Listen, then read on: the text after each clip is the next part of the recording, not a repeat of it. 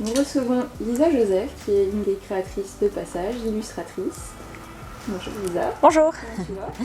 Ça va super, et toi? Très très bien. Est-ce que tu peux nous parler de tes créations? Qu'est-ce que tu es venue nous amener à la boutique? Oui.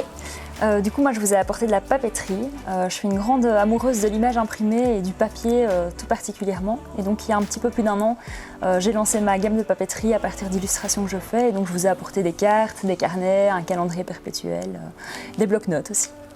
Super. Et est-ce que tu peux nous parler de ton univers? Oui. Inspiration.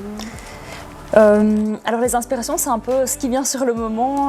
Voilà, j'ai des petits carnets de dessin et je dessine au quotidien. Et puis quand je prépare mes collections, je regarde un petit peu mes coups de cœur dans ce que j'ai fait. J'essaye de proposer quelque chose qui est assez funky, assez coloré. Et puis alors, j'amène de la douceur, un peu de poésie et parfois des choses un petit peu comiques aussi. Génial.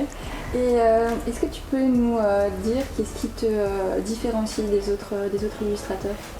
Je pense en fait que chacun amène son univers, donc clairement je suis différenciée par ce que je propose, qui est différent de ce qu'on peut voir ailleurs. Après, je travaille avec la technique de la risographie, qui est une technique d'impression spécifique, qui n'est pas très connue ou répandue. Du coup, ça différencie aussi quand même un peu ce que je propose, avec des couleurs assez funky, des superpositions de couleurs.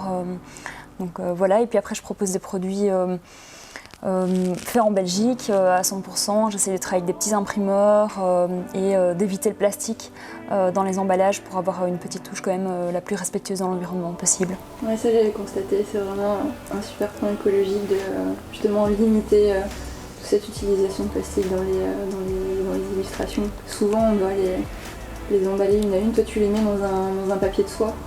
Je les mets dans un papier de soie ou alors je mets un petit bandeau en papier autour. Pour moi, c'était vraiment quelque chose d'important, que mes valeurs écologiques se retrouvent dans mes produits.